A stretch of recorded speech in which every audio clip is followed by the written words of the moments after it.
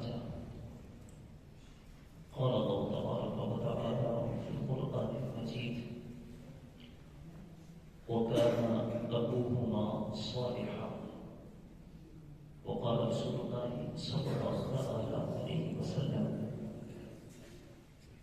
إن من أفضل أيامكم يوم الجمعة فأكثروا الصلاة علي فيه لأن صلاتكم تعرض علي قالوا وقد علمت كيف تعرض صلاتنا عليك قال إن الله تعالى حرم على الأرض أن تأكل أجساد الأنبياء أو كما قال رسول الله صلى الله عليه وسلم صدق الله العظيم وصدق رسوله النبي الكريم ونحن على ذلك من الشاهدين والشاكرين والحمد لله رب العالمين۔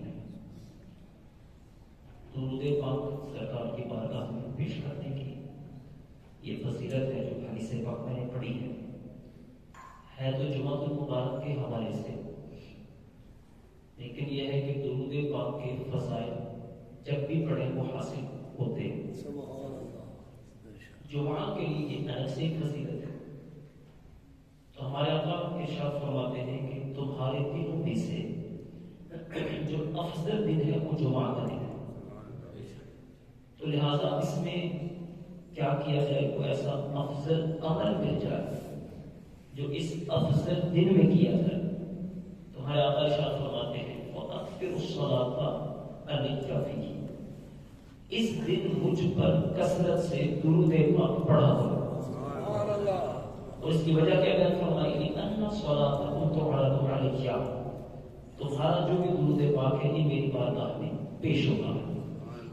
اب صحابہ کرام یہ عرض کرتے ہیں کہ یا رسول اللہ صلی اللہ علیہ وسلم جب آپ دنیا سے چلے جائیں گے پھر ہمارا درود پاک کیسے پیش ہوگا؟ میرا آقا ارشاد فرماتے ہیں ان اللہ تعالی حرم علی الارض ان تأکل اجساد الانبیاء، اللہ نے زمین پر حرام کر دیا ہے کہ یہ انبیاء کے جسموں کو کھائے۔ اس کا مطلب اور مفہوم یہ تھا کہ جب بھی تم درود پاک پڑھو گے یہ میری بارگاہ میں پیش ہوگا۔ آج جس طرح ظاہری حیات میں ہوں تم پڑھتے ہو یہ میری بارگاہ میں پیش ہوتا ہے، تو انبیاء کی زندگی جیسے زمین پر ہے ویسے ہی اللہ نے زمین کے اندر بھی عطا فرمایا ہے۔ لہذا تم جب پڑھو گے جس وقت پڑھو گے وہ جہاں سے پڑھو گے تمہارا درود پاک میری بارگاہ میں پیش ہوگا۔ تو لہذا کوشش کرنی چاہیے جب کسی مسجد میں محفل میں آئیں تب بھی پڑھیں اور روٹین بھی بنائیں۔ ابھی بھی حاضر ہے تو محبت سے ایک دفعہ درود پاک پڑھیں کہ صلی اللہ علیہ وسلم صلی اللہ علیہ محمد صلی اللہ علیہ رسول اللہ۔ قرآن مجید میں سورہ کہف کی ایک آیت مبارکہ کا مختصر سا حصہ میں نے پڑھا ہے جس میں دو بچوں کا ذکر ہے۔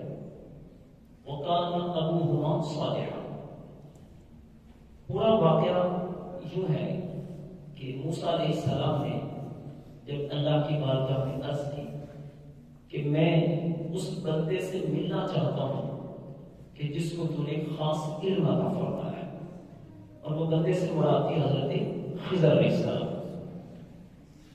یہ واقعہ حدیث میں بھی ہے تفاسیر میں بھی ہے۔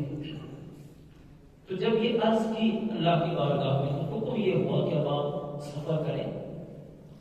اس سفر میں کچھ نشانیاں بھی بیان کی گئی کہ وہ بندہ ہمارا آپ کو فلاں جگہ ملے گا۔ پھر وہاں دو تین واقعات پیش آئے، جیسے موسیٰ علیہ السلام کی ملاقات ہوئی خضر علیہ السلام کے ساتھ، تو یہ خضر علیہ السلام سے ملاقات کرنا، موسیٰ علیہ السلام کا سفر کرنا، پھر اس کے اندر جو واقعات رونما ہوئے ان کے اندر جو حکمتیں تھیں اس کو مفسرین نے بھی اور محدثین نے بھی اپنے اپنے انداز میں بیان کیا۔ مختصر یہ ہے کہ پہلے تو خضر علیہ السلام، ان کا جو نام یہ خضر ہے اس کے بھی کئی تلفظ ہیں جو ہم کیا کرتے ہیں، خضر بھی ہے خضر بھی ہے، اس طرح کر کے ہمارے ہاں جو مشہور ہے وہ خضر ہی ہے، ویسے تو عربی کا لفظ ہے۔ تو خضر کا جو مطلب ہوتا ہے وہ ہوتا ہے سبزہ، ان کو یہ خاص ایک وصف ملا کہ یہ جب کسی جگہ پر تشریف فرما ہوتے اور جب وہاں سے اٹھتے تو وہ جگہ جو ہوتی وہ سبزے میں بدل جاتی. بعض اوقات کسی علاقے میں جاتے ہیں ویرانہ ہوتا، ان کی آمد کی برکت سے وہ جو ویرانہ ہوتا وہ سبزے میں تبدیل ہو جاتا. ان کا اصل نام کچھ اور ہے اور ان کا جو اصل نام ہے اس کو یاد کرنے کی بھی بزرگوں نے برکتیں لکھی. اب ان کا جو اصل نام ہے بزرگ فرماتے ہیں کہ جو ان کے اصل نام کو یاد کر لے انشاءاللہ اس کا خاتمہ ایمان کا ہوگا. اور اصل نام کیا ہے؟ کنیت ابو العباس بلیا بن ملکان، یہ ہے ان کا پورا نام. خضر یہ ایک لقب ہے کو ملا. یہ نام اگر ہم اس کو یاد کر لیں تو آپ یہ دیکھیں کہ اللہ کے نیک بندوں کے ناموں میں کتنی برکت ہے. اور پھر خصوص آج جو 11ویں شریف ہے تو سرکار غوث پاک کے نام کے حوالے سے کی. آپ نے دیکھا ہوگا لوگوں نے ایسے کچھ اوراد بیان کی ہے کہ آپ کے ناموں کو پڑھ کر کھجور پر دم کر کے اس رات میں جو لوگ کھائیں ان کو کیا کیا برکتیں ملتی. تو اللہ کے نیک بندوں کے ناموں میں بھی برکتیں. اصحاب کہف ان کے جو نام ہیں ان کے بارے میں مفسرین لکھتے ہیں جس بندے کو نیند نہیں آتی ان کے نام لکھ کر تکیے میں رکھ لیں نیند آ جائے گی. آج ہم پریشان ہوتے ہیں نیند نہیں آ رہی پھر گولیاں کھاتے ہیں انجیکشن لگاتے ہیں طرح طرح کے ٹوٹکے استعمال کرتے ہیں نیند پھر بھی نہیں آتی. اللہ کے نیک بندوں کے ناموں میں یہ برکت ہے کہ وہ لکھ کے پاس رکھ لیں تکیے میں رکھیں آپ کو نیند آئے گی. آپ کے پاس رہیں گے آپ کو برکت ملے گی. جس گھر میں ہوں گے وہاں پر چوریاں نہیں ہوں گی. جس سفر میں آپ جا رہے ہیں کشتی میں ہے گاڑی میں انشاءاللہ وہ گاڑی وہ کشتی حادثے سے محفوظ ہو جائے گی. ان کے بہت سارے نام ہیں. ایک معروف جو نام ہے جبلیخا مکسرلینا وسیطہ مرتوس برنوش شازنوش اور قطبی کتے کا یہ نام تھا. اور اس کے کتے کا جو نام ہے اس کی بھی برکتیں الگ سے موجود ہے کہ قطبیر لکھ رہے کسی چیز کے اوپر وہ چیز چوری ہونے سے بچ جاتی. جب اللہ کے نیک بندوں کے ساتھ بیٹھنے والے کتے کو یہ شرف مل گیا تو خود ان نیک بندوں کا اپنا کیا حال ہے. تو یہاں یہ واقعہ جو پیش آیا خضر علیہ السلام سے موسیٰ علیہ السلام کی ملاقات ہوتی ہے پھر سفر چلتا ہے. میں جو بات میں نے بیان کی ہے آج وہ ہر وقت صرف اس بات کو لیتا ہوں. آخر میں ایک بستی کے اندر سے گزرے. اس دور کا تقاضا یہ تھا عرف یہ تھا جب وہ بندہ کسی بستی میں جاتا تھا تو وہ خود مانگ کر بھی ان سے اپنی مہمان نوازی کرا دیا کرتا تھا. اب جب یہ وہاں گئے ہیں جب مہمان نوازی نہیں ہوئی نہ کسی نے کھانا پوچھا نہ پانی پوچھا دیوار پر ایسے ہاتھ لگا کے سیدھا کر دیا دیوار گری. اس بات پر موسیٰ علیہ السلام نے اعتراف کیا کہ حضور یہ آپ نے کیا کیا. جس گاؤں والوں نے ہمیں پوچھا تک نہیں نہ ضیافت نہ کھانا نہ پینا کچھ بھی نہیں یہ آپ نے کیا کیا انہیں کی دیوار جو گر رہی تھی اس کو سیدھا کر دیا. اب یہ بات انہوں نے کہا جو کہ طے یہ تھا کہ ہمارے آپس میں ایسی گفتگو نہیں ہوگی آپ سوالات نہیں کریں گے. اب جب یہ آخری سوال ہوئے کہا تو اس کے بعد ہم الگ الگ رہیں گے ہم نہیں ساتھ چل سکتے. جو واقعات ہوئے تھے کہا اس کی حکمتیں ہمیں بیان کر دیں. اب حکمت آخری واقعے کی طرف میں بیان کرنا چاہتا ہوں.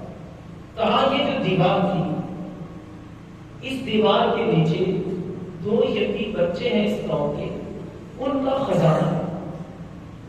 اگر دیوار گر جاتی تو یہ لوگ ان بچوں کا یہ خزانہ ان کا مال لے لیتے اور اس طرح ان بچوں کا مال ضائع ہو جاتا. تو مال ضائع ہوتا ظاہر بات ہے بچے کچھ نہ پا سکتے تھے.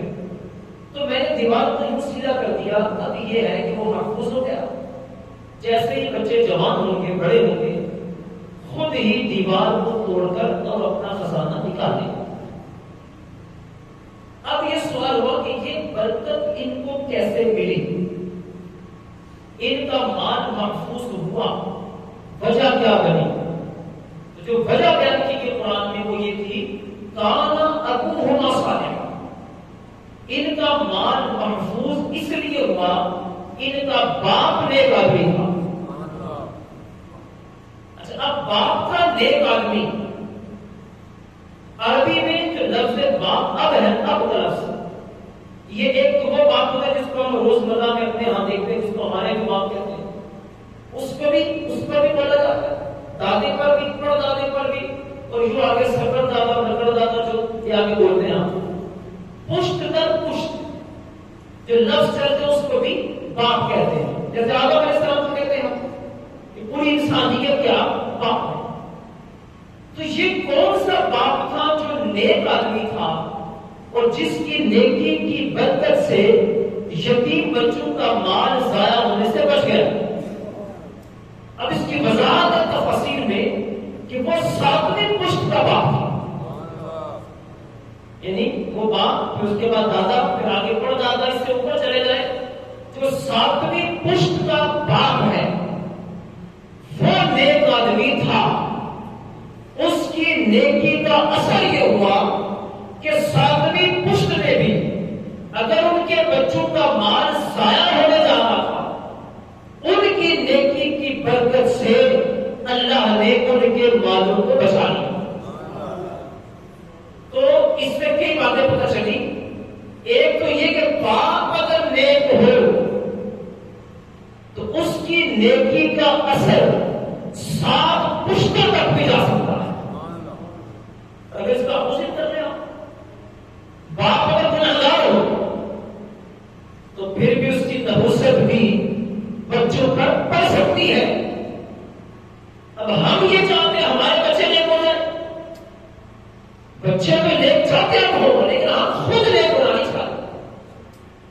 باپ خود مصلی پر نہیں جائے گا، خود نماز پڑھنے نہیں آئے گا، خود قرآن نہیں پڑھے گا، خود نیک نہیں بنے گا، چاہے گا یہ میرے بچے نیک بن جائیں، تو اس طرح بچے نیک نہیں بنے گے۔ ہاں جو بن جائیں اللہ کا کرم ہے، لیکن سب سے زیادہ اثر اگر بچہ لے گا تو وہ اپنے باپ کا لے گا، اپنے دادے کا لے گا، جو اپنے اوپر تک کے سلسلوں کا لے گا۔ تو اگر 7ویں پشت کا باپ نیک ہو تو بچوں پر اتنا کرم ہو سکتا ہے، تو وہ باپ جو روزانہ اس کے سامنے جس کو دن رات وہ دیکھتا ہے، اگر یہ نیک بن جائے تو آپ خود سوچیں بچوں پہ کتنا بہترین اثر پڑے گا۔ اب آپ دیکھتے ہیں نا، باپ مسجد میں آتا، بچہ بھی آ جاتا، ماں مسئلے پہ کھڑی ہوتی ہے، بچہ بھی کھڑا ہوتا ہے، بچی بھی کھڑی ہو جاتی ہے، اور اگر باپ نہیں تو بچہ بھی نہیں۔ آپ جو سرکاری مسئلے باپ ہیں، ایک تو آپ کو جو اثر ملا، ایک تو بات یہ تھی کہ آپ اللہ کے ولی ہیں، لیکن یہ جو ولایت ہوتی ہے جہاں یہ اللہ کی طرف سے عطا ہوتی ہے، لیکن اللہ اس کے اسباب بھی پیدا فرماتا۔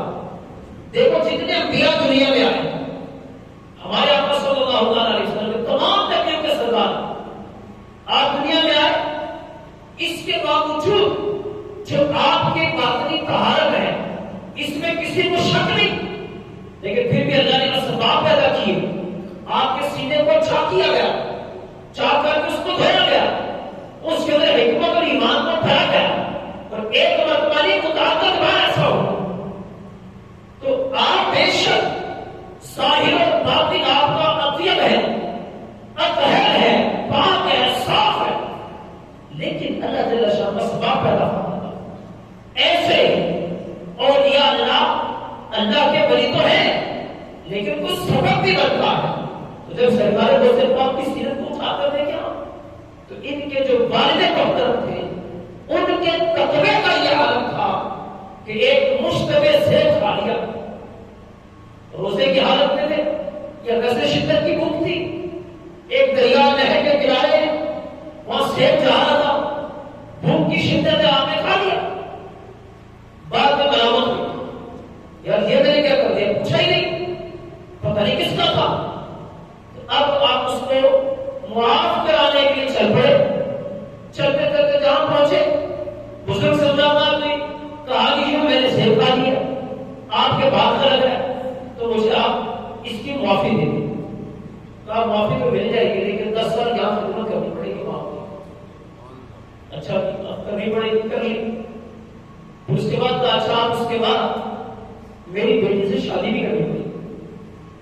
کہ بیٹی کیسی ہے یہ بھی سن رہا ہے، کہا بیٹی اندھی ہے بہری ہے، اب باہر جائے چل بھی نہیں سکتی، ہاتھ بھی کام نہیں کرتے، دیکھ بھی نہیں سکتی، بول بھی نہیں سکتی، سن بھی نہیں سکتی، اس بیٹی سے شادی کرنی ہوگی، یہ بھی منسوخ کر لیے، ٹھیک ہے سیب معاف کروانا ہے۔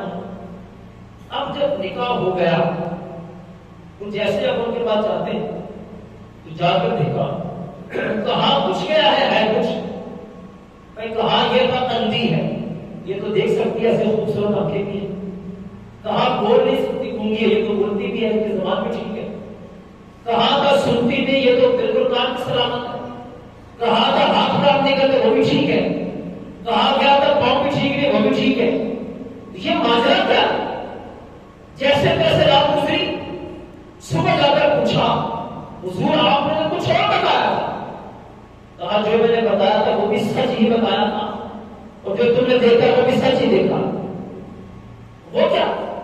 کہا دیکھا تم نے جو ہے وہ یہ دیکھا میں سب سلام، حقیقت میں جو میں نے کہا وہ اندھی ہے۔ اس کا مطلب یہ تھا کہ اس نے کبھی شریعت کے خلاف آنکھ اٹھا کر نہیں دیکھا، جو میں نے کہا تھا گونگی ہے، شریعت کے خلاف آج تک بولی نہیں، اور جو کہا تھا بہری ہے تو شریعت کے خلاف آج تک سنا نہیں ہے، اور جو میں نے کہا تھا ہاتھ کام نہیں کرتے تو شریعت کے خلاف آج تک ہاتھ اٹھا نہیں ہے، اور جو میں نے کہا تھا چل نہیں سکتی، اس کا مطلب یہی تھا کہ شریعت کے خلاف کبھی بھی اٹھ کر قدم نہیں اٹھایا۔ تو اب جب باپ یہ تقوی والا ہو اور ماں کا تقوی بھی ایسا ہو تو پھر ہی علماء فرماتے ہیں غوث اعظم جیسے اللہ کو اولاد دیا تھا فرماتا۔ اب ہم یہ کہیں، اور بعض جو مستی جانے کے لوگ ہوتے ہیں ان کا پتہ کیسے ہوتا ہے، ان کا ذہن یہ ہوتا ہے جو مرد کی بات کر رہا ہے، مرد کا یہ ذہن ہوتا ہے میری بیوی آئے، وہ بیوی آتے ہی بلیا ہو، بیٹا جو میرا پیدا ہوتے ہی غوث اعظم ہو، اور جو ہمارے آگے اولاد کے سلسلے چلتے ہیں سارے تو کر جائے، یعنی اولیاء کا سلسلہ شروع ہو جائے ہمارے یہاں، آتے ہی اس نے ذہن بنایا ہوا ہم نے پہلے بیوی آئے تو بلی ہو، بچہ آئے تو پیدا ہی غوث ہو، اور اس کے بعد جو آتے ہیں نسل چلتے ہیں سارے تو بھی بن جائیں۔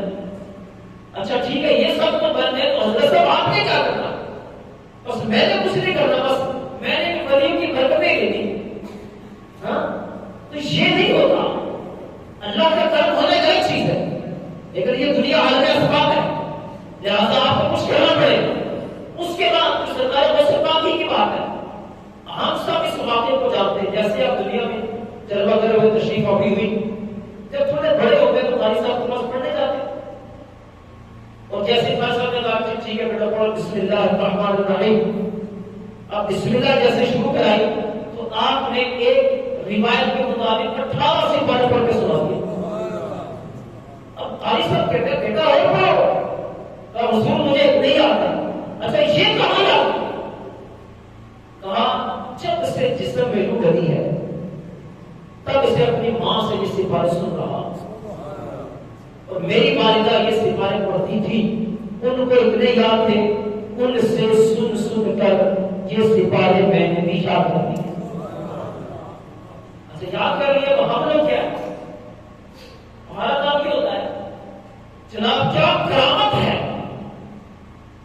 باقی کرامت نہیں، کیا بات ہے جناب، کیا بات ہے سرکار کو سنتا جناب، پیدا ہوتے ہی 18 سے مرے گا، لیکن ہم نے غور نہیں کبھی کیا۔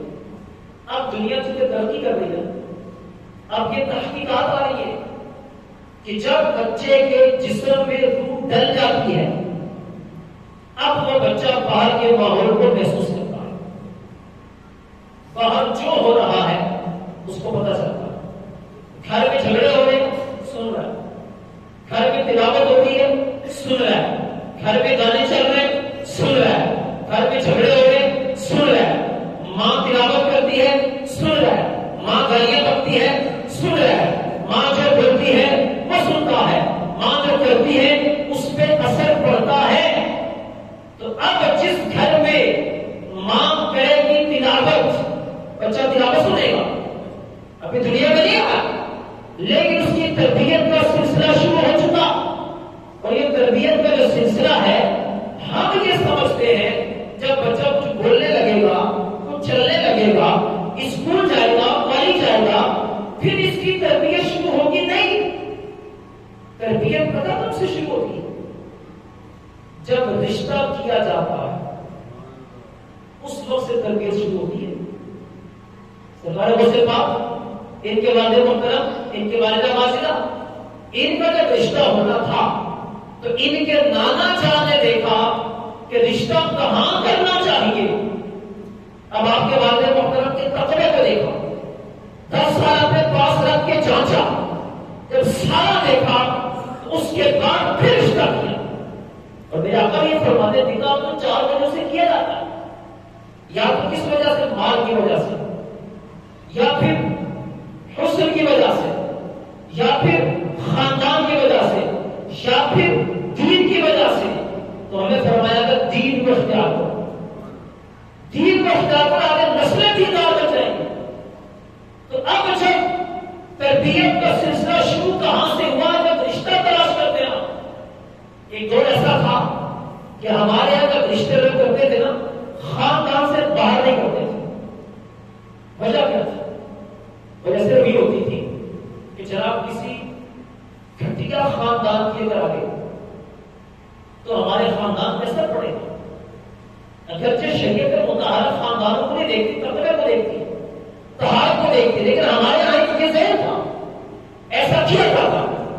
شریعت نے رکھا ہے کفر، برابری، وہ دیکھی جائے، لیکن یہ ذہن تھا۔ وجہ کیا تھی؟ کیونکہ یہ چیزیں اثر رکھتی ہیں تو تربیت وہاں سے شروع ہوتی ہے۔ اب اس کے بعد جب سرکار غوث پاک کو 18 سپارے سنا دیے تو سوال یہ تھا کہاں سے یاد کیے؟ تو کیا کہا؟ میری ماں پڑھتی تھی۔ تو نتیجہ یہ نکلا، اور آج کل کی تحقیقات نے اس بات کو ثابت کیا کہ ہاں یہ اثر ہوتا ہے۔ اگر گھر میں ماں تلاوت کرے گی بچہ سنتا، اس کے دل پہ، دماغ پہ، اس کی روح پر یہ چیزیں اثر ڈالتی ہیں۔ اور اگر اس کے بعد سے لڑائی جھگڑے ہیں، گالی گلوچ ہے، فلمیں ڈالتے ہیں، گانے باجے ہیں، سارا یہ سب بچے کے اوپر جا، پھر یہی ہوتا بچہ دنیا میں تو آ گیا، لیکن ہم نے اس کے ساتھ کیا کیا؟ ہم نے اس کے پیدا ہونے سے پہلے ہی اس کی روح کو مار دیا، اس کے دنیا میں آنکھیں کھولنے سے پہلے ہی ہم نے اس کو اندھا کر دیا۔ اس کے دنیا میں آنے سے جب اس نے اپنی آواز سے کچھ بولنا ہے، ہم نے اس کی زبان پہلے ہی کاٹ دی۔ اس کو وہ دل جو اللہ رسول کی محبت پہ دھڑکنا چاہیے تھا، ہم نے اس دل کے ٹکڑے کر دیے۔ ہم نے پہلے ہی اس کی دنیا ویران کر دی۔ اب کیسے ہوگا کہ وہ آئے اور آ کر اللہ کا ولی بن جائے؟ اچھا، پھر ایک اور مزے کے بعد اس دور میں یہ ذہن رہا بھی نہیں۔ اگر کسی کا ہو تو اچھی بات ہے، لوگ یہ نہیں کہتے میرا بچہ دنیا میں جب نظر مانے اللہ ہمیں بیٹا عطا فرما اور ایسا بیٹا عطا فرما اللہ کا ولی بن جائے۔ یہ دعائیں کوئی نہیں کرتا۔ بیٹا آ گیا، اب اچھا پڑھا لکھا، ذہن اچھا ہے، ذہن چل رہا ہے، اس کو ڈاکٹر بنا دو، اس کو انجینئر بنا دو، اس کو یہ سکھا دو، اس کو وہ سکھا دو۔ اور اگر کیسا ہے، نابینا ہے، پہاڑ ہے، کمزور ہے، ذہن کام نہیں کرتا، اس کو مدرسے میں داخل کرا دو۔ تو اب معذرت کے ساتھ علماء تشریف فرما ہے، ہم میں سے ہر بندہ آج علماء پہ باتیں کرتا ہے کہ جناب علماء کیا کرتے ہیں؟ تو مجھے یہ بتائیے، آپ نے اپنا جو صحیح ترین بچہ تھا وہ تو دین کو دیا ہی نہیں۔ آپ نے تو وہ دین کو دیا جو چل ہی نہیں سکتا، جو دیکھ ہی نہیں سکتا، جو بول ہی نہیں سکتا، اس کو آپ نے دیا اللہ کو۔ اس کے باوجود دین کی تعلیم وہ ہے جو خود ذہن بھی وہاں آتا ہے، اس کو بھی حافظ بنا دیتا ہے، خود ذہن کو بھی دین ہی چلاتا ہے۔ میں اکثر یہ بات کرتا ہوں، قربانی ہوتی ہے تو قربانی کے لیے شرائط مقرر، جانور کیسا ہونا چاہیے؟ کوئی ایسے ہونا چاہیے کان کٹا بھی نہ ہو، ہاں اتنا کمزور بھی نہ ہو کہ چل پھر نہیں سکتا، لگڑا بھی نہ ہو، کان بھی نہ کٹے ہو، دانت بھی سلامت ہو، ہر ایک کمال سے صحت مند ہو. یہی ہوتا اگر یہ قربانی کی شرائط نہ ہوتی کیا ہوتا؟ پھر ہر پرانا، ہر گندا، ہر لگا، ہر تھوک پہ یوں چلو، ایک جناب کر دے قربان، دیتے اللہ نے آتے، پھر شہید ہوگا. تو شریعت نے تو ہمیں یہاں روک لگا دی، بتا دیا تمہیں اس طرح کی قربانی کرو گے تو ہوگی نہیں. اور اگر یہ نہ ہوتا پھر یہی ہوگا نا. ابھی جو مدرسے میں پکڑے جاتے ہیں آپ کو بھی پتہ کیسے جاتے ہیں. ایک جگہ میں گیا، مجھے کہتے یار چلے بکرا شخصیت نے دیا، بکرا لے چلے، چلو یہ بکرا لے چلتے. بکرا لینے جب گیا وہاں پر تو جیسے جتنا مرغا ہوتا ہے نا اتنا بکرا. اب ہم پیٹو لوگ ہیں، ہمارے ذہن میں یہ تھا بکرا بڑا ہوگا، اس سے بڑی قسم کا ہوگا. وہاں جا کے دیکھا تو یہ بکرا. تو ہم تو یہ دے رہے ہیں اللہ کی راہ میں. مسجد کا چلنا ہوتا ہے، سب سے پھٹا پرانا لوگ ہم نے اس میں چلنے میں ڈالنا ہوتا ہے. تو اگر ہم اپنی ایسی اولاد جس کو ہم چاہتے ہیں کہ ڈاکٹر بن جائے، انجینئر بن جائے، اس کو بناتے عالم، تو پھر آپ دیکھتے ہیں کہ دنیا کے اندر کیسے کیسے علماء ہوتے. تو ہم نے تو وہ کیے تھے، تو ان کی تربیت شروع کرنی کی ہم نے. ہم تو جب رشتہ دیکھنے کے لیے نکلے اس وقت بھی دین نہیں دیکھا، ہم نے مال ہی دیکھا، ہم نے دنیا ہی دیکھی. پھر کہاں سے آپ ایسی اولاد لے کر آئیں گے کہ جو ولی بھی بنے، غوث بھی بنے، قطب بھی بنے، حافظ بھی بنے، عالم بھی بنے. تو سرکار مصطفیٰ کی تربیت ابتدا سے ہی ایسی تھی. اور پھر کیا ہوا، اس کے اندر مزید نکھار آتا چلا گیا اور آپ پڑھتے چلے گئے. تو پھر یہ ہوا پروان چڑھتے چلے گئے. اگرچہ پیدائشی ولی ہے لیکن تربیت کا سلسلہ رہا، علم دین پڑھا، مجاہدات کیے. اس کے بعد کہیں جا کر مقام غوثیت کا یہ مقام آیا اور پھر اس کا اعلان فرمایا. یہ سب کچھ کب ہوتا ہے جب تربیت کیسے ہو رہی ہے. ہماری تو وہی نہیں. سرکار مصطفیٰ کا واقعہ ہی یہ بھی ہے، جب گئے تو راستے میں ڈاکو آ گئے تو کہا دیکھو میرے پاس تو دینار ہے اور ہمارا بچہ، ہم گھر میں بیٹھے ہیں، بعد میں ہمیں بلانے آتا ہے.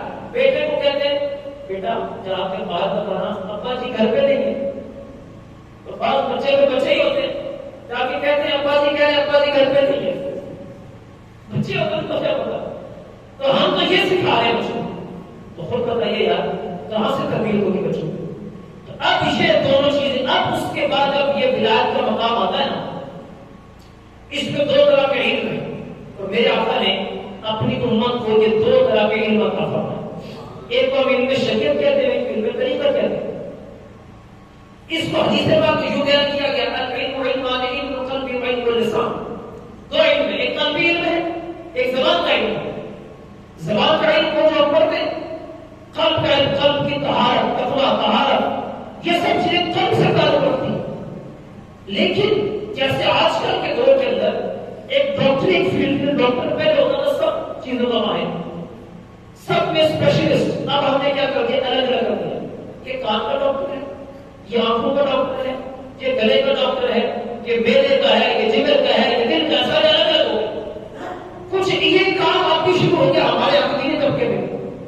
جناب یہ کیا ہے، عالم صاحب، ٹھیک ہے، یہ 20 سال ہے. اچھا جناب ان میں فرق کیا ہے، یہ طریقت کے ماہر ہیں اور یہ عالم صاحب شریعت کے ماہر ہیں. جبکہ حقیقت میں عالم بھی وہی اور حقیقت میں پیر بھی وہی جو علم شریعت اور علم طریقت دونوں کا جامع، جس میں دونوں چیزیں ہوں گی. حقیقت میں وہی پیر ہے اور حقیقت میں وہی عالم ہے. اللہ فرماتا ہے نا انما یخشی اللہ من عباده العلماء، اللہ سے صرف اس کے بندوں میں سے جو ڈرنے والے وہ اہل علم ہے. اب اس کی جو شرح کی بزرگوں نے، امام بخاری نے بخاری میں کہا اس کا مطلب ربانی شیر، وہ علماء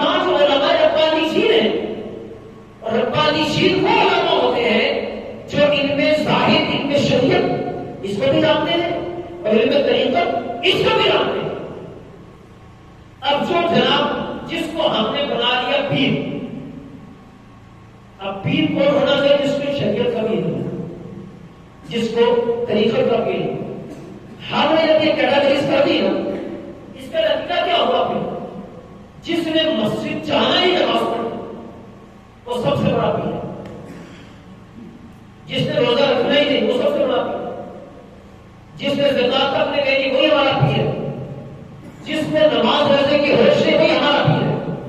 کیوں جی؟ پیر صرف مدینے میں جا کے نماز پڑھتے ہیں، ایسے بھی مسجد نہیں پڑھتے. ان کی نمازیں وہاں کی. اچھا سرکار ویسے پاک کو وہاں مسجد میں نمازیں پڑھے، نمازیں پڑھائیں، اور آج کے پیر ہے مدینے میں جا کے پڑھتے. سب سے زیادہ جو پیروں کو یا ولیوں کو جو بدنام کیا وہ ہم لوگوں نے جو ولیوں کو ماننے والے انہوں نے کیا. اب اگر آپ کسی بھی ولی کی تاریخ اٹھا کر دیکھیں تو وہاں کیا ملتا اور ہم کیا کریں؟ اب سرکار ویسے پاک کی بات کرو. آپ نے جو آپ کے خطبات تھے اس میں ایک خطبہ تھا جس میں آپ دل میں توحید بیان کریں، توحید کا ہی.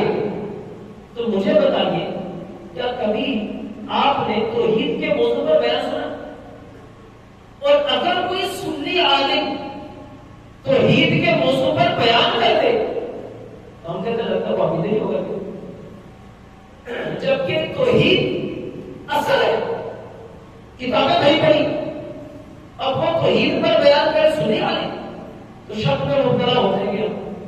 جبکہ سرکار کو خطبات میں یہ ذکر ہو چکا. ایک اور بڑی معذرت کے ساتھ بات کروں، کیونکہ ہمارے عالم صاحب نے بات کی مجھے بڑی اچھی لگی، میں نے بھی پیجوں کو بیان کی. وہ پتا کیا کہتے ہیں؟ ایک بندہ بیمار ہو جاتا ہے، بیمار ہونے کے بعد ٹھیک ہو گیا یا سفر میں تھا تو حادثہ پیش آنے لگا، حادثے میں بچ گیا. اسے پوچھتے ہیں کیا ہوا، خیر تھی؟ کہتا ہے یار سفر میں تھا، ایکسیڈنٹ ہونے لگا تھا، یہ ہونے لگا وہ ہونے لگا، بس پیر صاحب کی نظر کرامہ بچ گیا. ٹھیک ہے نا، پیر صاحب کی نظر کرامہ بچ گیا. اگلے دفعہ کیا ہوا تو حادثہ پیش آیا تو کام چھوٹ ہی گئی. اب کیا ہوا؟ بس یار جو اللہ کی مرضی. کیا سسٹم کیا ہے؟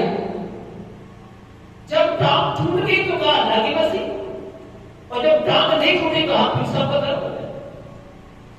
تو یہاں کیوں نہیں کہا اللہ کا کرم ہو گیا؟ تو اللہ جل شانہ ہو اب ہم جب اس کے ساتھ رویہ یہ رکھ رہے تو خود سوچیے ہم ایمان کے کون سے درجے. تو ہمارے بزرگوں نے ہمیں یہ تعلیمیں نہیں دی، یہ نہیں کہا ٹھیک ہے بزرگوں کی برکتیں ہیں، آج ان کی برکت سے تو ہم جمع ہیں، ان کی برکت سے لوگوں کے ایمان بچے، لیکن کچھ ہو تو کرے ہمیں کیا بولنا چاہیے اور کیا نہیں. ان چیزوں کو تو ہم نے سوچنا ہے. اور اپنا بندہ اگر کوئی بات ایسی کر دے پھر ہم بولیں کہ نہیں یار گڑبڑ ہے مسئلہ، یار ایسا نہیں ہے. ضمن میں ایک بات عرض کرنے جاؤں ایک بندہ ہمارے پاس ایسا ہی آ گیا، وہ صحابہ کو نہیں مانا، خاص سیدنا شیخ خدا رضی اللہ عنہ ان کے حوالے سے لوگ باتیں کرے تھا، میں علی کو بڑا مانتا ہوں، میں علی کو بڑا مانتا ہوں، تم لوگ نہیں مانتے ہو. میں نے کہا میرا دعویٰ ہے میں تم سے زیادہ حضرت علی سے محبت کرتا ہوں. میرا کب ہے اب تم اگر زیادہ کرتے تو بولو اس کے اوپر. نہیں بولا بھائی بات یہ نہیں صرف خالی دعوے اور چیز ہوتی ہے، حقیقت میں محبت اور چیز ہوتی ہے. تو کیا غوث پاک کا ماننے والا ایسا ہو سکتا ہے کہ نمازوں کے ہوشی نہ رہے؟ غوث پاک کی کیا یہ تعلیم ہے کہ قرآن کھول کے نہ پڑھو؟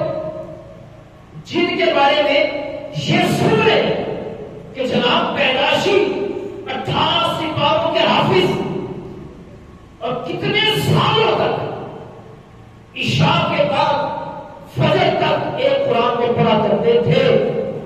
اب غوث پاک کا ماننے والا تو پورے سال میں بھی قرآن نہیں پڑھتا. غوث پاک کا ماننے والا یہ جناب ہمیں مسجد کی پہلی صف میں نظر ہی نہیں آتا. ایسا کیوں ہے؟ کیا ہم نے پھر غوث اعظم کو دل سے مانا؟ نہیں، دل سے مانا ہم نے بس زبانی دعوے کے طور پہ مانا ہے. اور جہاں میں قرآن کی اگر بات کروں نا تو قرآن یہ ہماری وہ کتاب ہے کہ دنیا کی کوئی کتاب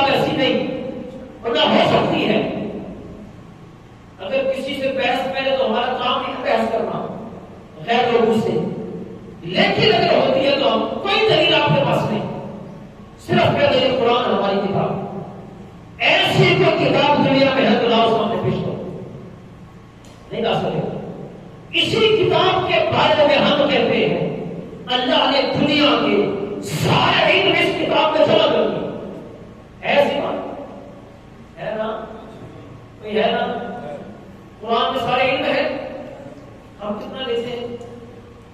ہم نے اپنے قرآن سے علم لیا، ہم نے انگلش پڑھ لی ہے تو پروفیسر صاحب کو دیکھیں گے، ہم نے میتھ پڑھنا ہے تو اس کے ماہر کو دیکھیں گے، ہم نے فزکس پڑھنے تو وہاں جائیں گے، کیمسٹری پڑھنے تو اس کے ماہر کے پاس جائیں گے، پھر کہتے کہ قرآن میں سارے علم ہے تو قرآن سے کیوں نہیں لیتے؟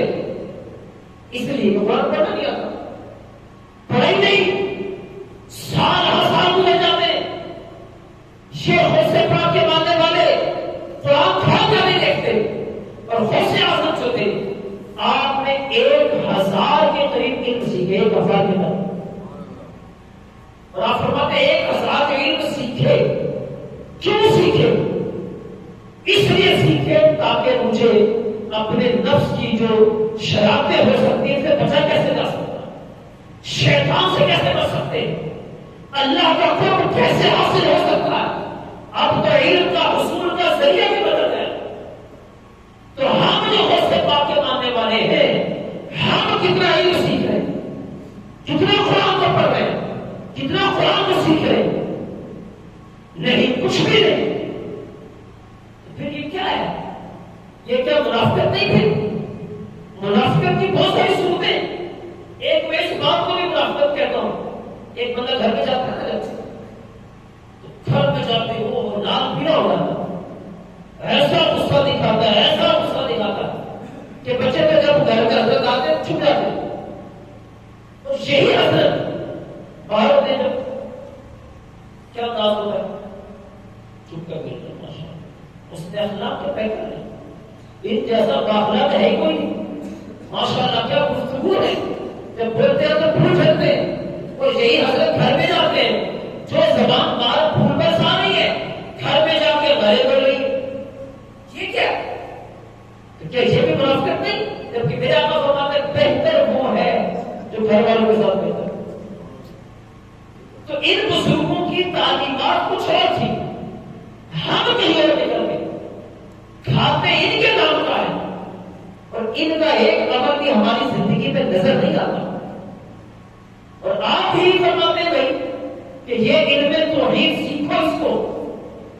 اب ہم کتنا سیکھ رہے ہیں؟ ہمارے سامنے آپ نے جو مجاہدہ کرنے والے لوگ ہیں ان کی کچھ خصلتیں بیان کرو، اس میں ایک خصلت یہ بیان کی ظاہری باطنی بیماریوں سے اپنے نفس کو پاک کرو۔ ہماری باطنی کیسی ہے، ظاہری کیسی ہے؟ گھر میں جو ہمارے قریبی رشتے دار، ہر سال کیا ہوتا ہے زکاتیں دیتے ہیں ہم لوگ، تو زکات کا افضل کیا ہے؟ قریبی رشتے دار کو۔ کیا کبھی ہم نے اپنے کسی بھائی کو جو مستحق کے زکاتیں دی؟ بھائی غریب ہے، بھائی مارا ہے، اس کو زکات نہیں دیں گے، ہم باہر دیں گے، کیونکہ اعلان باہر دیں، تعریفیں باہر پڑی ہے، گھر میں ایسا کچھ نہیں ہوگا، نہ بھائی نہ بہن نہ اور قریبی رشتے دار، کسی کو نہیں، جبکہ صلہ رحمی کا تقاضا یہ تھا کہ اس کو پورا کیا جائے۔ اس کے لیے اس بات کو بیان فرمایا آپ نے، اس کو قلب کو صاف کرو۔ یہ جو دو علم شریعت اور طریقت آیا ہے ہمارے پاس، یہ حقیقت میں عالم وہی ہے۔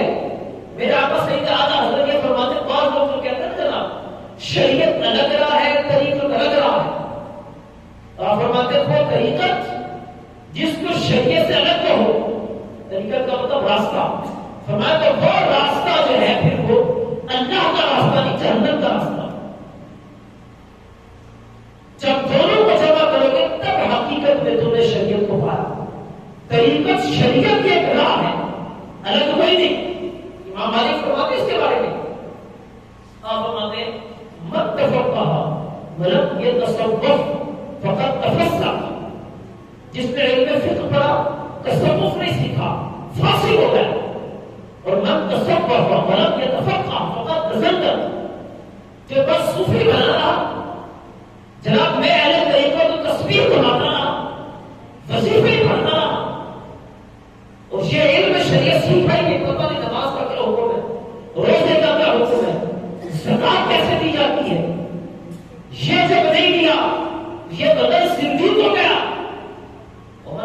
بینہما فقط حقا، دونوں کو جمع کرے گا وہی حق کو پائے گا۔ ایک اور مسئلہ جن کو ہم اپنے پیر صاحبان کہہ رہے ہوتے ہیں، جن کو ہم اس طور پہ بڑے بڑے رہنما مان رہے ہوتے ہیں، کبھی آپ نے یہ بھی دیکھا یا سنا انہوں نے کہا ہو جناب اس دفعہ میری اتنی زکات بنتی تھی میں نے ادا کر دی؟ کبھی سنا؟ اس دفعہ میرے اوپر قربانی واجب تھی، یہ میری قربانی ہے میں کر رہا ہوں، کبھی سنا؟ کوئی نہیں۔ تو کیا وجہ ہے؟ دوسروں ساری دنیا کو آپ تبلیغ کریں گے، سب کو کہیں گے زکات بھی دو، قربانیاں بھی دو، اپنی کہاں زکات پہ زکات بنتی نہیں ہوتی؟ بھی ایسے اتنے اتنے مالدار لوگ ہیں، اگر وہ چاہیں نا کہ پاکستان میں قرضہ اتار دیں تو شاید وہ اتار دیں، لیکن زکات نہیں۔ اور شریعت کا حکم کیا ہے؟ حکم یہ ہے کہ فرائض لوگوں کے سامنے ادا کیے جائیں، فرض لوگوں کے سامنے ادا کرو، نفل گھر میں پڑھو، مستحبات کام چھپ کے کرو، فرض لوگوں کے سامنے کرو تاکہ آپ تہمت کا شکار نہ ہو جائیں۔ تب بھی سے مسجد تو ہوتی کوئی لوگوں کے سامنے فرض کہاں پڑا؟ فرض کی زکات کہاں لوگوں کے سامنے دی کہ پتہ چلے کہ زکات دے دیا حضرت نے؟ قربانی فرض سے تو کہا دی، حج فرض تھا تو کب کیا؟ کب یہ کام ہم کرتے ہیں؟ فرائض کر ہی نہیں رہے، تو جو شریعت کا حکم کہیے پھر علم سے کتنی دوری؟ سرکار وہ سے باتیں فرماتے ہیں درست العلم حد سے خطبہ، میں تو علم کا درس دیتا رہا یہاں تک کہ علم کی برکت بیان فرمائے اللہ نے مجھے کتب بنا دی۔ آپ کو مسئلہ پوچھنے چلے جائیں کسی پیر صاحب کے پاس تو حضور یہ مسئلہ بیان کر دیں تو آپ کو جواب ہی نہیں ملے گا، تو سارا امتحان ہے آگے۔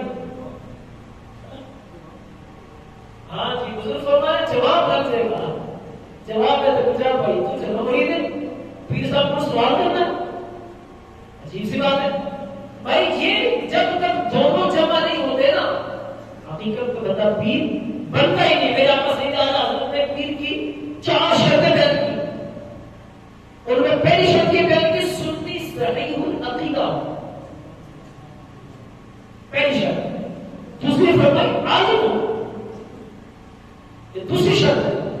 تیسرا ہے فاسق نہ ہو، نیک آدمی ہو، سنت کے مطابق داڑھی شریف ہو، نمازیں پابندی سے پڑھتا ہو، اور چوتھے نمبر پر فرمان سلسلہ اس کا متصل ہو۔ یہ پیر کی 4 شرطیں ہیں، اور یہ چاروں شرطیں اگر آپ دیکھیں تو سرکار غوث پاک کی ذات میں بدل جاتا کم پڑ جاتا، کیونکہ ان کی برکت سے تو دنیا میں لوگوں کو پیر فقیری ملتی ہے، ان کے نام لیواؤں کو اللہ ولایت کے منصب عطا کرتا ہے، اور انہوں نے جیسا ہی کپڑا ابھی میں نے آپ کو بیان کیا 1000 علوم، علم اتنے 1000 کے قریب آپ نے پڑھے، اور جب ان کے ماننے والوں کی آپ بات کرو تو علم کے قریب ہی نہیں گئے۔ امام اعظم کتنے بڑے عالم، امام شافعی کتنے بڑے عالم، جہاں یہ علماء تھے وہی بہت بڑے اللہ کے ولی تھے۔ ایسا نہیں کہ صرف علماء تھے، سید اعلیٰ حضرت علم کا کیا عالم ہے، آج تک لوگ پریشان ہیں، ان کی کتابوں کو دنیا پڑھتی ہے تو حیران ہو جاتی ہے، ایسا ہی اور لیکن اللہ کی ولی بھی کیسے تھے آپ کمال کرتے۔ تو ہمیں یہ چاہیے بھائی کہ ہم جن لوگوں کا نام لیتے ہیں ہم پہ انگلی نہ اٹھے۔ کہتا ہے غوث اعظم کی بات کرتا ہے، نماز ایک نہیں پڑھتا، بات کرتا ہے غوث اعظم کی، روزہ کبھی 28 بندے نے، بات کرتا ہے غوث اعظم کی، اور مال کیا کمایا حرام، کیسا غوث اعظم کمانے والا ہے، اور غوث اعظم کے پاس اگر کوئی بندہ ویسے بھی حرام کھا گیا تھا، آپ کا جو اللہ نے آپ کو قوت عطا فرمائی ایسی تھی، ایک بندہ لے کر سونے کی اشرفیاں پھیلی کے اندر آپ اس کو پکڑا ایسے دبایا، اس میں سے خون نکلا، کہا یہ کس کس کا خون چوس کے لائے؟ ان چیزوں کے اندر یہ اثرات ہوتے ہیں، ہم نہیں سمجھ پاتے۔ جو بندہ مقدار حلال کھانے کا عادی ہو، حلال کھانے کا، کبھی حرام کھائے نا اس کی طبیعت خراب ہو جاتی ہے۔ 100% یہ درست بات کر رہا ہوں، بلکہ جو جن کا تقویٰ جتنا اعلیٰ ہوتا ہے ان کو تو مشتبہ چیز بھی نہیں بچتی۔ سیدنا صدیق اکبر رضی اللہ عنہ کا واقعہ ہے کہ آپ نے کوئی ایسی چیز کھائی اور پریشان ہو گئے، یار یہ پتہ نہیں کس کی کیسے کھا لی، گلے میں انگلی ڈال کر الٹی کر کے باہر نکالی، جسم میں جائے گی جا کے پتہ نہیں کیا تو حرام برپا کر دے گی۔ تو ہمارے بزرگوں نے جیسے امام اعظم کے تقوی کی بات کو آپ نے علاقے سے بکری چوری ہو گئی، 7 سال تک بکری کا گوشت نہیں کھایا۔ کسی نے پوچھا کیوں؟ کہا کہ ایسا ہو گیا چوری ہو گئی، وہ آ گئی وہ اس کو گوشت میں کھا تو 7 سال کیوں؟ تو تحقیق کے بعد پتا چلا بکری کی عمر زیادہ سے زیادہ 7 سال ہوتی ہے۔ ان لوگوں کے تقوی کا یہ حالت تھا۔ اس نے کہا مجھ سے پاک کے تقوی کو پھر کیا بات، بھوک ہے پیاس ہے کچھ بھی ہے، مال حرام کی طرف ہاتھ کبھی نہیں بڑھا۔ اور ان کے ماننے والوں کو اگر دیکھا جائے تو جیسے وہ ہمارے بزرگ کہتے ہیں پیسہ ہو چاہے جیسا ہو، پیسہ ہونا چاہیے چاہے جیسا بھی ہو۔ اگر ہم ان کا نام لیتے ہم ان کی تعلیمات پہ بھی عمل کرنا چاہیے۔ ان جیسا تقویٰ تو نہیں، چلو اس میں کچھ نہ کوئی حصہ تو لے، کچھ تو کرے۔ وہ ساری زندگی علم پڑھتے رہے پڑھاتے رہے، ہم نے کھول کے بھی نہیں دیکھا۔ وہ قرآن پڑھتے رہے پڑھاتے رہے، ایک رات میں پورا قرآن پڑھتے رہے، اور ہم پورے سال میں بھی نہیں کھول کے اس کو دیکھتے ہیں۔ اکثر میں تو پڑھنا نہیں آتا، اس میں لوگ مختلف لہجے سیکھتے ہیں۔ جناب برٹش انگلش ہے، اس کا لہجہ کیا ہے؟ اس کا یہ لہجہ ہے، ABC ہے۔ امریکن انگلش ہے، اس کا لہجہ کیا ہے؟ وہ آم کا کر کے ہے۔ تو یہ ہمیں آنا چاہیے، کسی اور کو زبان کی بات میں اس کا کیا لہجہ ہے تو وہ آنا چاہیے۔ تو قرآن کا بھی تو وہ لہجہ ہے کہ نہیں؟ قرآن کا بھی لہجہ ہے، الف کیسے پڑھنا ہے، با کیسے پڑھنی ہے، تا کیسے پڑھنی ہے، تا کیسے پڑھنی ہے، کبھی سیکھا ہی نہیں۔ ساری زندگی گزر گئی، اب اگر وہ بندہ بتائے ہم کیا کہتے ہیں؟ آسمان پر سنیں گے تو کتوں بڑا مفتی آ گیا بھائی، چھوٹا بچہ بتاتا ہے کسی کو حضرت صاحب کیا غلطی میں آج تک نہیں سنا، میری عجیب ہو گئی۔ تو ہمارے استاد کو یہ کہتے ہوتے تھے جب وہ ہم کہتے تھے نا، لکھتے ہیں نا فتویٰ لکھتے والا تو لکھتے ہیں فقیر کی نظر سے نہیں گزرا، اور فتویٰ لکھا ہم نے لکھتے ہیں فقیر کی نظر سے نہیں گزرا۔ اس کا سب بتا دیتے ہیں فقیر کی نظر سے نہیں گزرا تو فقیر نظر سے گزار دے۔ اور فقیر نے پڑھائی کیا ہے؟ جمعہ 4 دنوں میں 2 کتابیں جو پڑھی تھی فقیر نے، اور فقیر کہتا ہے میری نظر سے نہیں گزرا۔ اور یہ حال ہمارا ہے، میں نے نہیں سنا۔ اچھا جی آپ نے کتنے علماء کے بیان سنے؟ سنے طریقے سے پھر کیوں کہہ رہے میں نے نہیں سنا؟ سر بات کرتے کچھ پڑھنے کا میں ابھی تک نہیں پڑھا، حضرت صاحب نے پڑھا کیا ہے ذرا یہ تو بتا دیں۔ قرآن سارا پڑھ لیا ترجمے کے ساتھ؟ نہیں جی وہ تو نہیں پڑھا۔ کوئی حدیث کی کتاب پوری پڑھ لی ہے ترجمے والی چلو صحیح، نہیں وہ بھی نہیں پڑھی۔ وہ فقہ کی کتاب پڑھ لی ہے نہیں وہ بھی نہیں پڑھی۔ تو پھر حضرت صاحب کیوں کہتے ہیں میں نے نہیں پڑھا، میں نے نہیں سنا؟ ہمیں نے آج بس خارج کیوں سے گئی، ہمیں کسی نے بیان نہیں کیا۔ یہ تبھی باتیں ہوتی ہیں نہ تو پڑھنا نہ تو سننا، یہ تب جا کر ہوتا ہے۔ تو بھائی اگر نہیں تو پڑھ لے، نظر سے نہیں گزرا نظر سے گزار لے، نہیں سنا تو کسی اچھے عالم کو سن لے، سب کچھ مل جائے۔ تو بہرحال مختصر یہ ہے کہ بھائی جن کے ذکر کے لیے ہم جمع ہیں ان کی تعلیمات سے کوئی اثر بھی تو لیں، اور ایک ان میں سے ایک وہ چیز اگر اس کو اپنا لیں سب سمجھے ہم نے حاصل کر لی، اور وہ ایک ہی ہے آپ فرماتے ہیں درست العلم حتی صرت خطبہ، علم علم علم اور علم۔ اور میرے آقا بھی فرماتے ہیں بعثت معلما، اللہ نے مجھے معلم بنا کر بھیجا ہے، علم سکھانے والا بنا کر بھیجا۔ بے شک اب دنیا کا علم بھی حاصل کرے، منع نہیں، جائز ہے، کچھ صورتیں الگ ہیں ضرور، لیکن ویسے اول بیسک جائز وہ پڑھے آپ کے ساتھ میں تو قرآن تو پڑھے یار، اس کو بھی تو سمجھیں، جہاں نہ سمجھ میں علماء سے رجوع کریں، اپنی عقل کے گھوڑے نہ دوڑائیں۔ آپ کو اگر میتھ سمجھ نہیں آتا تو کیا کرتے ہیں، خود ہی غلط غلط کر دیا نہیں نا، ٹیچر کے پاس جائیں گے، اس سے حل نہیں ہوا کسی اور کے پاس. یہی مسئلہ قرآن اور حدیث میں نہیں سمجھ میں آیا، اپنے اچھے کسی عالم کے پاس جائیں کہ یار ہمیں سمجھا دیں، آپ کو سمجھا دیں گے، اپنی عقل یہ توڑ دیں. اور آخری بات نس کر کے بیان کو ختم کرنا، اس وقت جو سسٹم چل رہا ہے، سوشل میڈیا ہے، پرنٹ میڈیا ہے، الیکٹرانک میڈیا ہے، مختلف چیزیں چل رہی ہیں، تو ہمارے سامنے لوگوں کو جو گمراہ کرنے کے طریقے اب پیدا ہو چکے ہیں. ہمارے سامنے ایک کلپ آ جاتا ہے کسی کا دیکھا، اس میں وہ بیان کر رہا ہوتا ہے حدیثیں، قرآن، مسئلے، اور بیان کرنے کے بعد پھر وہ کہتا ہے فلانا غلط، فلانا غلط، فلانا غلط. مجھے یہ بتائیں کہ 5 منٹ یا 10 منٹ یا 1 گھنٹہ ہی میں مانوں، 1 گھنٹے میں کوئی سارا دین بیان کر سکتا ہے؟ 1 گھنٹے میں کوئی پورا قرآن بیان کر سکتا ہے؟ 1 گھنٹے میں کوئی حدیث کی پوری کتاب بیان کر سکتا ہے؟ نہیں کر سکتا.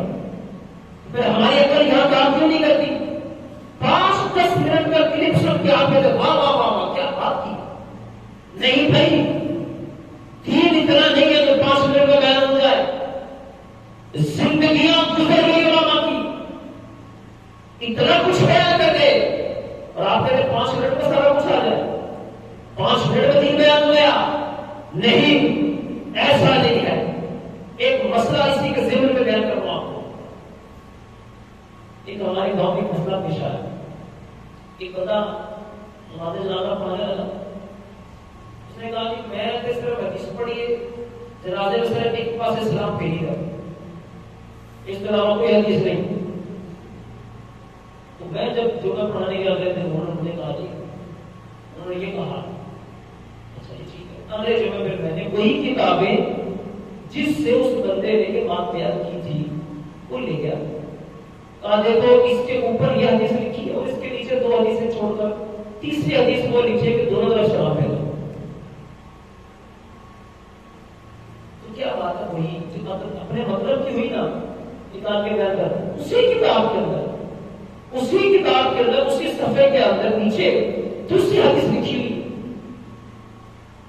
تو ہم جناب اس بندے کی ایک حدیث کو سن کر، ایک بات کو سن کر ذہن بنا لیتے ہیں جناب یہ تو ہمیں آج تک علماء نے تصحیح کی نہیں. ایسا نہیں، علماء سب بیان کرتے ہیں بھائی، لیکن دھوکہ دہی پڑ گئی آج کل. وہ دیکھو جو آپ نے مثال دی، اوپر وہ حدیث نیچے دوسری حدیث.